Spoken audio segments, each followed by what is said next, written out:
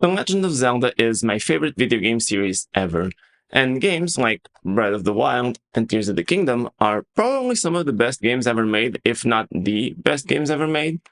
And they've inspired a lot of other games, such as Ubisoft's Immortals Phoenix Rising, and I think to some extent you could even say Elden Ring was heavily inspired by Breath of the Wild. But the Zelda games aren't known for being particularly fast, and that's where this game comes in, Star Overdrive. Now, Star Overdrive is developed by a very small team in Italy, I believe, and it's basically an indie game, but you might not really know that because this game was announced in August of 2024 during that double feature of an Indie World Showcase and a Nintendo Direct Partner Showcase. And this game was actually featured in the Partner Showcase side of that. So you might have thought it was from like a bigger publisher or something, but it's really not. But that really says something about the scope and how this game delivers on that. This is a very good game, and I just really wanted to talk about it. I was interested in this game as soon as it got announced during that presentation, and then earlier this year they released the demo on the Nintendo eShop, and I checked it out and I was a fan very early on, so I decided to pre-order it. I had to order the physical copy from Amazon Spain because it didn't get released in Portugal, and that sucked a little bit. But I think it's totally worth it, and I was super excited to play it. The developers of Star Overdrive are very clearly big fans of Breath of the Wild too, and they took a lot of inspiration from it, if not just, in some cases I think you could just say it's just copying it, but they did put a bit of a twist on it, and it's high speed in the overworld. And I think it's a ton of fun. I haven't beaten this game, and this isn't like a full review, but I really just wanted to talk about this because I've been playing the game for hours and I'm having a lot of fun with it. And I just wanted to recommend it, so let's talk about it. In Star Overdrive, you play as Bios, a human who crash lands on the planet Sabati after receiving a distress signal from his girlfriend, Noose, who has been stranded on that planet after being sent on a recon mission to it. After crash landing, you're gradually introduced to your basic movement options, and that includes a hoverboard that you gain near the end of that section. And this allows you to travel at very fast speeds across the world, which is really the biggest defining factor of this game compared to something like Zelda. Traversing the world here is way faster. Basically, you use the hoverboard to get around the planet, and it's way faster to get from one place to the next thanks to that. And it really makes the game feel a lot more engaging and a little bit more fun, just being able to go fast. Sometimes it's just, nice to have that sort of adrenaline rush from going fast and doing something. Because it's so much faster, you're going to be using the hoverboard to travel across the world. And you make it even faster by pulling off tricks in mid-air that give you a boost once you land. So once you ride up a slope, when there are a lot of them, you can jump off at just the right time to get a boost up into the air, and then you can do tricks in the air, and then you get a boost once you land, which keeps you going faster and faster, and it really keeps you engaged because you always want to go as fast as possible, so you're always looking for slopes and ways that you can jump again and keep doing tricks to keep that momentum going, and that's a really engaging part of the gameplay. The game really leans into it too, because throughout the world, you're not just using the hoverboard to get around faster, you're using it to complete time trials and races which are scattered all around the world. So every now and then you'll run into these things. For the time trials, it's a little glowing white orb, and for races they're like they're marked on the map, and you have to go through these checkpoints.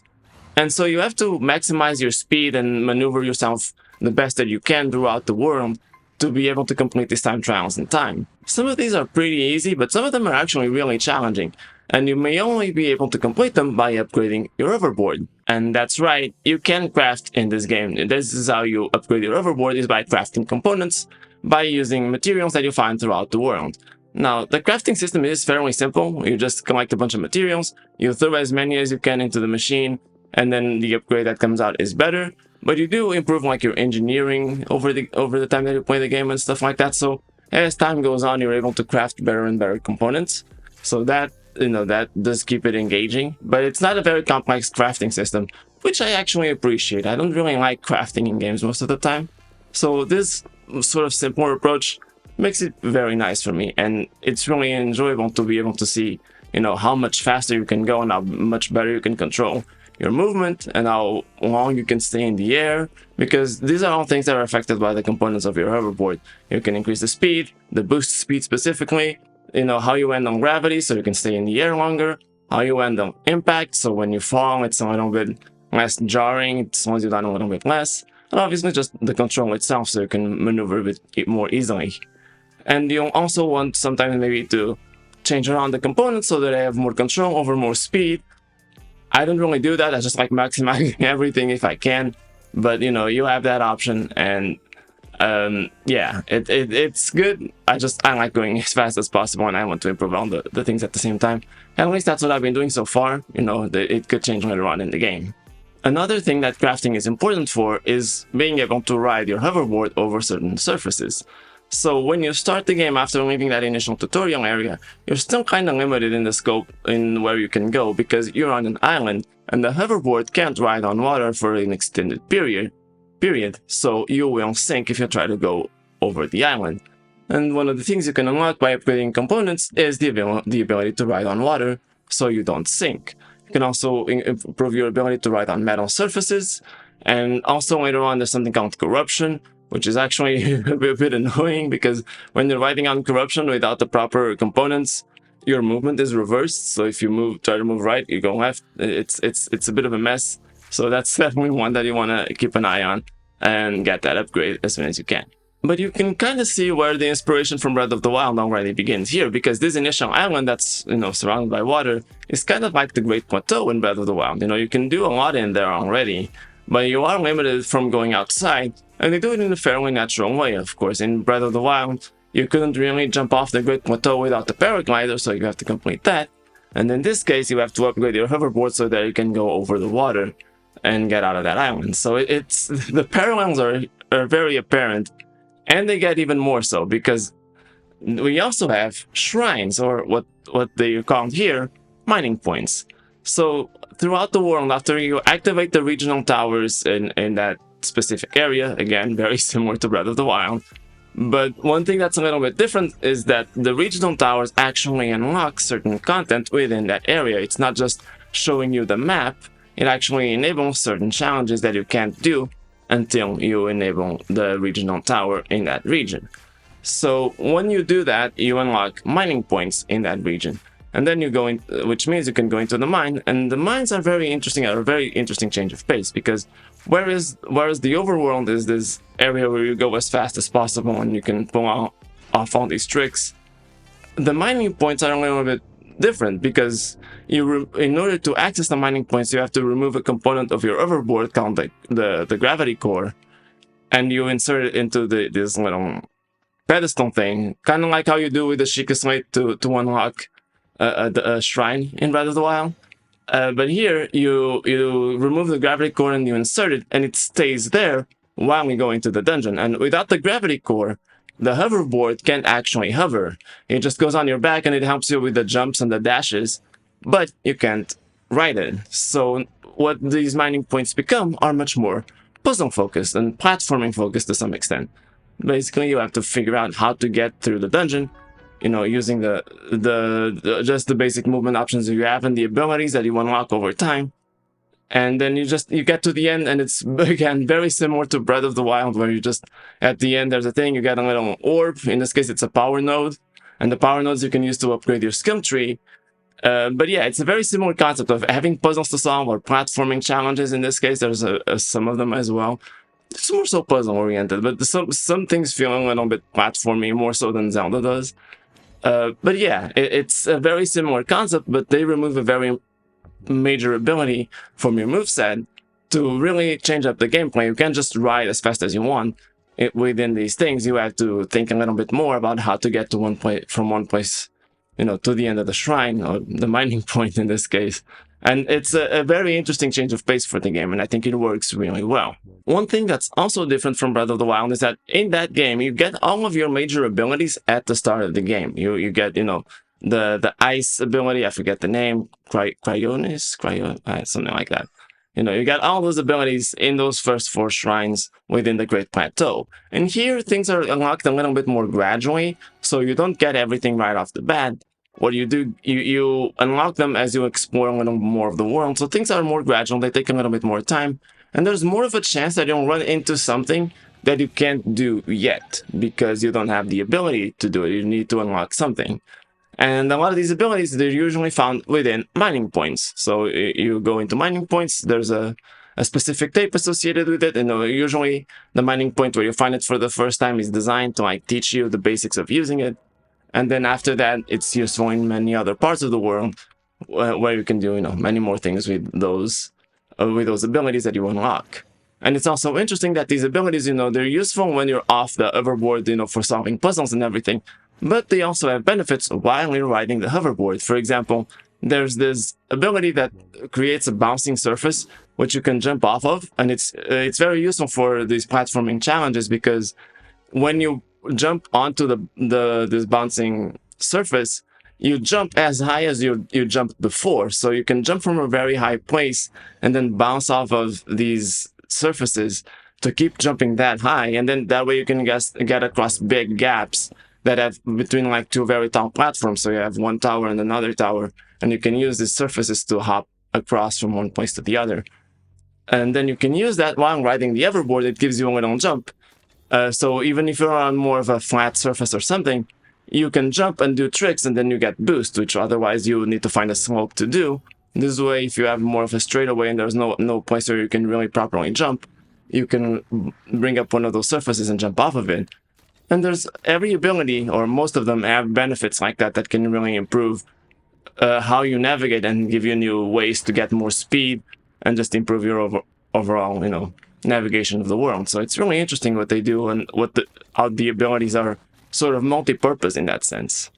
Now, I do want to highlight just how well and surprisingly well made this game actually is. Because, when you see an indie game or a game from a very small team like this, they can have very high ambitions, but, they have to cut certain corners to deliver like the core of the experience that they want. Or it's a slightly less ambitious project that does a really good job at doing what it does. And this game doesn't really feel like it's cutting corners like that. It's a huge open world. It's not as big as Breath of the Wild, obviously, but it is a very big open world. You have very cool movement options. It's very well polished for the most part.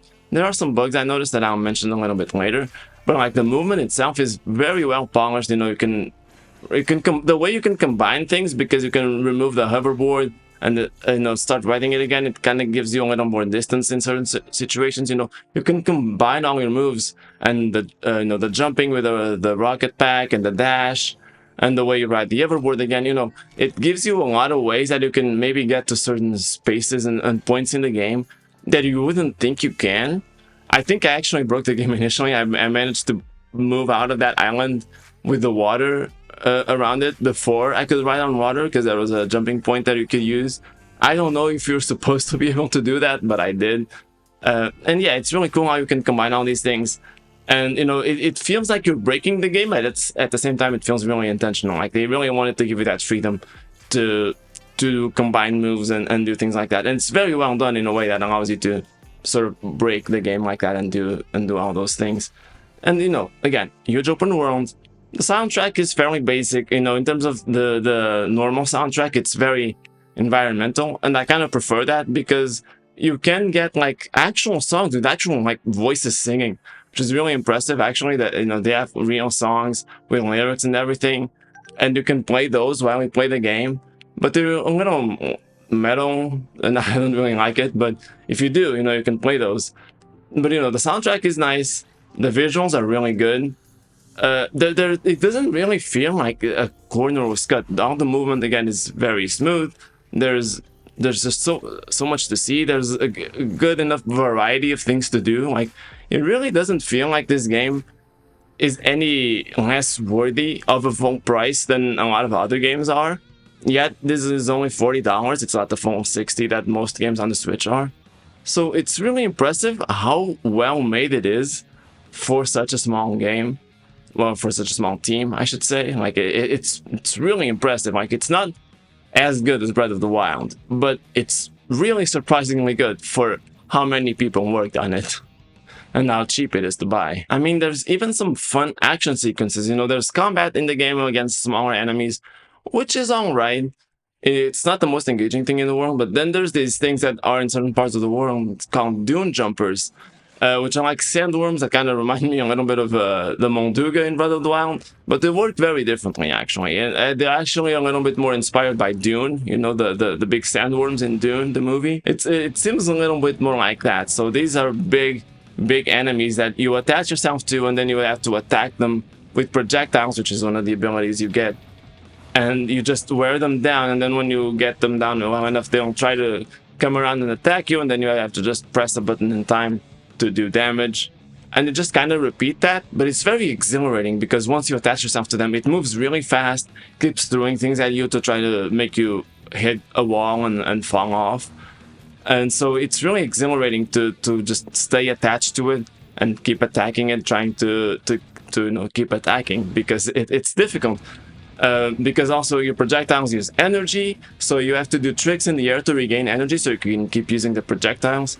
So it's a very fun and engaging sequence, and like a very fun and engaging action sequence in the game that is really fun, and it's very well thought out. You know, it's not perfect, you know, in terms of polish, but it's a really interesting concept, and it's very well executed, and it is just fun. You know, I feel like all of this combined, the fact, you know, big open world, a lot of music, it's visually pretty. Like it's not super varied, but it's visually very pretty, I would say. And you know, there's a lot of interesting mechanics, as much as they can be borrowed from Breath of the Wild, and a lot of, you know, action stuff is also pretty fun. So it really doesn't feel like an undercooked or cheap project to make. It feels very solid. I even appreciate some of the attention to detail that the game has that I wouldn't necessarily assume would be the case. I actually was worried about how this would be handled before I saw it in action. So when you unlock, you know, one of the towers in a region and it gives you the map, some of the highlights of that region are shown on the map, some of the collectibles that you can get, but not all of them. So the way the game works, because you're traveling so fast, it's going to highlight some things, but it's not going to highlight everything immediately. So while you're moving around, if you get close enough to an area that has things, those things will then be shown on the map, so you know where they are. Because it really would take a lot of the fun out of this game if you had to like slowly comb through everything. It's not like Zelda, because, you know, Breath of the Wild and Tears of the Kingdom are designed to be slower, so the world is a little less barren. There are a little more things to do that keep you engaged at every few paces. Star Overworld, you know, the world is a little more stretched out. There's more empty space, so you can ride the hoverboard and have fun going as fast as possible. But, you know, that'll take away if you had to like constantly stop to check where secrets are. So the way that they're highlighted on the map, where you're in, you know, somewhat close proximity, makes it easier to know where everything is without taking away the fun and just, you know, putting everything on the map, so you can just put a marker on where you want to go and follow all these numbers. Like, there's still some sense of discovery, but it's not done in a way that becomes very annoying after a while. And I think that's a very good way to do it. Plus, a lot of the things in the game do have like visual landmarks. You can kind of tell from a distance what it is. So you can be riding around and you see something in the distance, and you're like, oh, I want to check that out. And there's usually something there. So it's, you know, it's a nice, it does have that feeling of like, oh, you see something, you can go there. It has that same feeling that Breath of the Wild tried to evoke when it first came out. And, you know, I think that it does it fairly well too. So it's not, again, everything it does is not like at the level of Breath of the Wild, but the fact that it tries to imitate it and gets so close while being as ambitious as it is, I think is really impressive. Now, I don't want to oversell this game, and I know there are some downsides to it that I also want to mention. First off, I think there's a bit lacking in visual variety. I haven't beaten all the entire game yet. I still have a few more regions to check out, but I've noticed that a lot of the planet is very similar. It's a very sandy planet with dried grass, and, you know, it's just a lot of yellow and reddish tones throughout the entire game. You know, the meadow is red, and then the corruption surfaces are black, I guess. But, you know, there's not a, you know, there's a lot of rocks, but there's not a lot of vegetation. So, you know, visual variety, I think, the game is a little almost monochrome, or you know, it's just very muted. You know, it's a lot of, again, yellow, red, brownish things, aside from the sky. And the contrast between the sky and the planet does look really nice, and I think the skybox is pretty. But it's just lacking a lot in visual variety so far. And that's the problem that Breath of the Wild definitely doesn't have, because it has like 4 biomes of sorts that are completely different. You know, the Riddle tribe with the snow, the Goron with the Fiery Mountains, and then the desert with the Gerudo. You know, there's a lot of variety in Breath of the Wild that I don't really see here. It feels a little bit more monotonous from a visual standpoint. But, you know, again, I still think, you know, considering the scope and everything else that the game does well, that's not a huge problem. It could definitely be better, but, you know, it's all right. One more notable problem that I've had is that when you're riding the hoverboard, you don't have camera controls, and I think that's a little bit of a problem. So, you know, when you're just walking, you can control the camera with the right analog stick as usual. But when you're riding the hoverboard, the right stick is how you choose which tricks you do when you're in the air. So, you know, you do different tricks depending on whether you tilt up or down or sideways. And so you don't have camera controls anymore because you're using that stick to do the tricks. And sometimes that makes it hard to know where you're going or be completely aware of your surroundings. You know, sometimes I'll jump off a slope and, you know, I gain that height and I would like to be able to use that time in the air to see like what's around me and where I should go, especially during time trials, because, you know, some of the time trials, there's a checkpoint things that you have to collect, and they're made intentionally to be a little hidden. So I would like to be able to see all around me more easily. It just consumes a little bit more time to be able to know where you are. It's not a huge problem once you understand why it is the way it is. But sometimes I did wish that I could just control the camera while I was in the air and riding the hoverboard, and you can't. So that's a bit of a shame too. And I hope maybe they can fix that with an update or something. I don't know. It'll just be nice to see. Another little problem I had is that I can't really, you know, the map is useful to some extent, but I wish I could add more markers to the map than what I have out of the box. You know, you can only do one. You can do a pin, and then it creates a little beacon, kind of like the pins in Breath of the Wild do. But the thing is, in Breath of the Wild, you have 6 pins, so you can see those 6 beacons on the map at all times. But you can also just put markers on the map for things that you want to come back to later. You know, if you find a treasure chest that has a weapon, but you can't collect that weapon right now because your inventory is full, you can go back and collect it. You know, things like that. And here you can't really do that, and it wouldn't be as big of a problem. But for example, there was one mining point I was exploring. You know, much like Breath of the Wild, you know, the mining points, you have the end objective, but all of them also have a hidden treasure chest of sorts where you can get like some additional materials or something. And there was this shrine where I couldn't mining point where I couldn't find that chest, and I wanted to go back to it, but there's no way to know which chests are missing, like which mining points have undiscovered secrets from the map, and I can't put a marker on it either. Like it's no like with Breath of the Wild, there was a little, I don't remember exactly what it was, but there was a little indicator next to the shrine names that would let you know if you got the secret chest in there or not. This game doesn't have that, and I also can't put markers on it that I can just revisit. I can put a pin, but then I can't use that pin for anything else that could be useful to me. So I wish I could put more markers on the map to help me remember the things that I haven't collected or that I couldn't collect because I was missing some ability or something. I think that would have been really nice, but it is what it is, I guess. Hopefully an update will help fix that. And then there's another potential downside that I already touched on very briefly, which is the combat, mostly in the overworld, because, you know, the dune jumper thing is really, really fun. And actually, you know, I had already written the script for this, but I kept playing and I actually found a boss fight, the first actual boss fight of the game. And that is also pretty fun. It's a very interesting boss fight. It's a very large scale and it's fun. But the combat against the smaller enemies in the world, I think, doesn't feel as satisfying as it does in something like Breath of the Wild. You know, it's a little bit slower. There's not as much of it's not as satisfying to hit your enemies because you don't really stun them all that much. You know, when you hit them, they take damage, but they just kind of keep going all the same. It doesn't feel like there's enough impact to the things you do while in combat.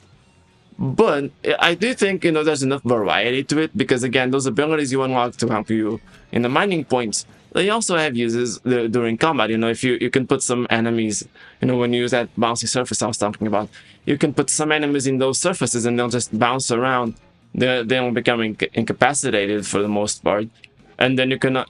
And while they're in that state, they also take more damage. So it's useful in that sense. There's another one where you can just grab things and throw them around, and you can use that with most enemies too.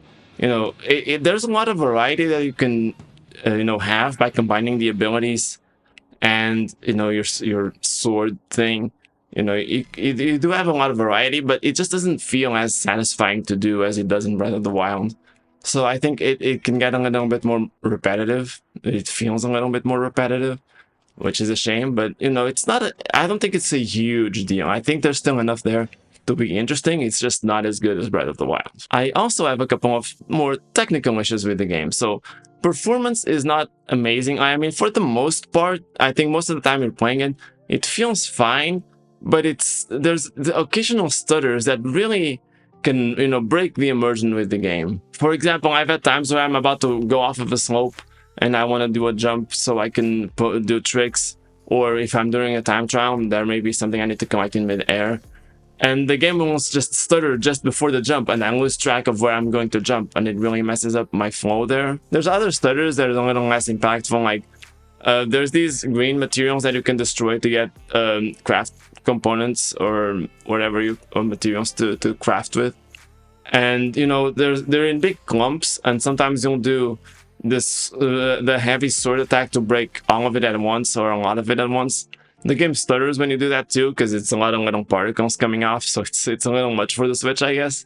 But I think a little bit more polish there would really go a long way to make things feel just a little bit smoother and nicer to do. And another problem I had, weirdly enough, was I get teleported sometimes when I'm riding the hoverboard. If I crash in a very weird way where the camera gets all messed up in a tight space or something, sometimes I'm just teleported to like a totally different location that's kind of nearby, but I have no idea how I got there. Like the first time it happened, I think I got a little distracted and I thought, oh, maybe I just flew here because I looked away for a split second.